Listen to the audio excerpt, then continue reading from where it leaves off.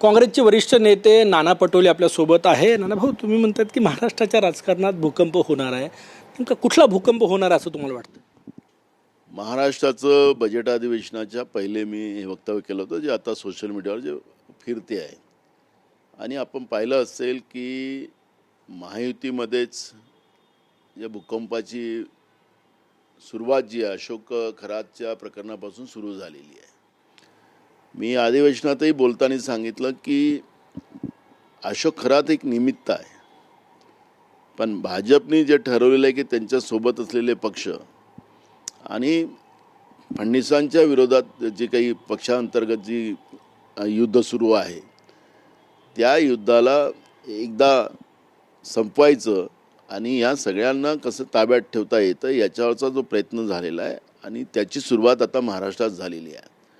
अशोक खरात प्रकरण काही आजचं नव्हतं, की त्या दिवशी मुख्यमंत्र्यांनी जाहीर केलं त्या दिवशीचं नव्हतं. हे तर गेल्या 7-8 वर्षापासून महाराष्ट्रात सुरू आहे. हे सत्तेत होते, यांना हे सगळं प्रकरण माहीत होतं. आणि मी म्हणालो विधानसभेत की हे थांबवता आलं असतं, अनेक महिलांचं शोषण थांबवता आलं असतं, पण याला राजकीय वापरायचं केव्हा, या पद्धतीनं या सरकारने हे काम केलेलं आहे हे त्याच्यातून स्पष्ट झालेलं आहे.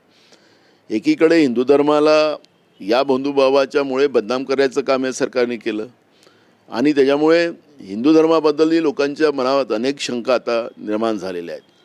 पण एकीकडे मी आपल्याला या निमित्तानं सांगतो की आता या प्रकरणामध्ये अशोक खराताच्या ईडी लागलेली आहे, महाराष्ट्राची SIT सुरू आहे.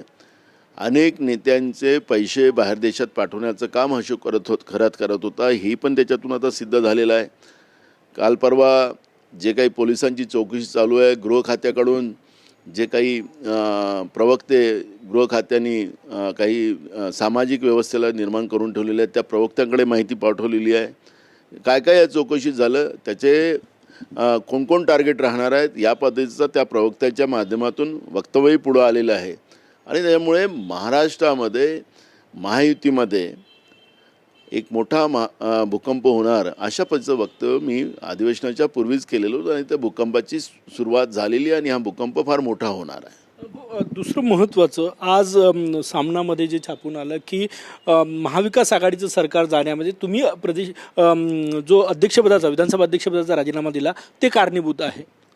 बघा, मला त्याच्यावर फार वक्तव्य आत्ता करायचं नाही आहे, पण या विषयाचा एकदा सोक्षमोक्ष मला लावाच लागेल, कारण की हे वारंवार होते आहे. या निमित्तानं काँग्रेस पक्षाला बदनाम करण्याचं काम होते आहे आणि त्याच्यामुळे हायकमांडचं एकदा परवानगी घेऊन, हायकमांडलाही सगळी परिस्थिती माहिती आहे आणि कोणाच्या दबावामुळे काँग्रेसचा विधानसभा अध्यक्ष वर्षभर होऊ दिलेला नाही तेही आमच्या हायकमांडला माहिती आहे. पण हे जास्तच झालं आणि काँग्रेसला या निमित्तानं बदनाम करण्याचं काम झालं तर यांचा पडदा फाडण्यामध्ये आम्हाला काही वेळ लागणार नाही. पण आमचा प्रयत्न राहतो की आमच्यासोबत असलेले पक्ष यांना सोबत घेऊन चालणं, त्यांना सांभाळून घेणं हे आमचा प्रयत्न असतं. ही काँग्रेस कल्चर आहे. त्यामुळे पण या सगळ्या प्रकरणावर पुन्हा त्याच गोष्टी काँग्रेसला बदनाम करण्यासाठी होत असतील तर हे आता सहन करण्याच्या बाहेर झालेलं आहे आणि त्यामुळे मी एकदा हायकमांडची परवानगी घेऊन मग याचा पर्दाफाश आम्ही करू. हो, हे वारंवार सामना आणि संजय राऊत बोलत आहे, म्हणजे याचा दुसरा अर्थ असा निघतो की भाजपचं महायुतीचं महाराष्ट्रात सरकार आलं त्याला तुम्ही मदत केली, तुमच्याकडे शंकेचं बोट दाखवलं जातं. मी तुम्हाला सांगितलं, माझ्याकडेच नाही, पर्यायाने काँग्रेसकडे बोट दाखवलं जातं. कारण की पक्षाकडे तर मी तेच सांगतोय, माझ्याकडे नाही, कारण की मला पक्षाचा हायकमांडचा जो आदेश येईल त्याच्याप्रमाणे मी काम करील आणि मी ते केलं. त्यामुळे काँग्रेस पक्षाकडे बोट दाखवण्याची जी प्रथा आणि अनेक दिवसाचा हा प्रयत्न सुरू आहे त्याबद्दलचं कोणाच्या दबावामुळे 1 वर्ष काँग्रेस पक्षाचा विधानसभेचा अध्यक्ष होऊ दिला गेला नाही त्याची माहिती आमच्या हायकमांडकडे पण आहे.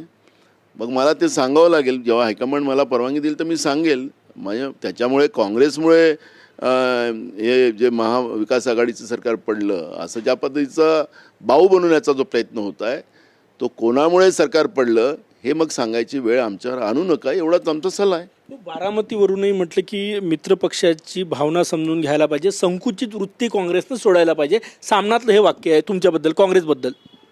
संकुचित भूमिका कोणाची आहे त्याच्यावरची प्रतिक्रिया योग्य वेळेत देऊ आम्ही. त्याच्यामुळे मला असं वाटतं की या पद्धतीचं आपण सोबत जेव्हा असतो, अलायन्सच आपला असतो, त्या अलायन्समध्ये अशा पद्धतीचं वक्तव्य आपल्या सोबत असलेल्या पक्षाबद्दलचं करायचं नसतं. ते मीटिंगमध्ये निर्णय करायचे असतात.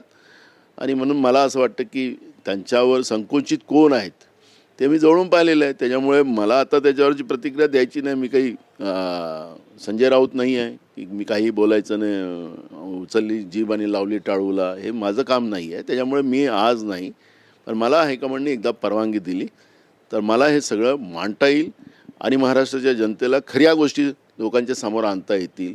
ही वेळ त्यांनी आणू देऊ नका माझ्यावर, एवढीच माझी विनंती आहे. वारंवार असंच होत राहिलं, काँग्रेसला टार्गेट करणं ठाकरे गटाकडनं. शेवटचे 2 प्रश्न, तर पुढच्या निवडणुका एकत्र लढणं कसं शक्य आहे किंवा कठीण होईल असं वाटतं? बघा, मी याचा निर्णय आमचा हायकमांड करेल, पण ज्या पद्धतीने काँग्रेसला वारंवार टार्गेट केलं जाते हे बरोबर नाही, एवढंच मी या निमित्तानं सांगितलं. बरं, शेवटचा प्रश्न माझा, बारामतीत तुम्ही उमेदवार दिला, स्कोप आहे शेवटच्या दिवसापर्यंत विड्रॉ केलं जाईल की कंटिन्यू राहणार उमेदवार? मी आज त्याच्यावर प्रतिक्रिया देणार नाही, कारण की हायकमांडने निर्णय घेतलेला आहे असं जे काही तुमच्या माध्यमातून पाहतो आहे. त्यामुळे मला असं वाटतं की आता अजून त्याला आज लास्ट डेट आहे फॉर्म भरायची, 13 तारखेला विड्रॉल आहेत. त्यामुळे तिथपर्यंत आपण वाट बघू काय होतं, त्याच्यानंतरची प्रतिक्रिया देऊ.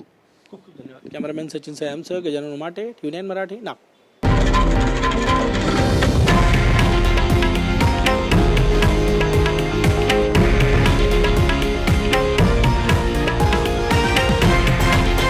हे आहे देशातील नंबर 1 न्यूज नेटवर्क आणि आपण पाहत आहात TV9 मराठी, एकमेव.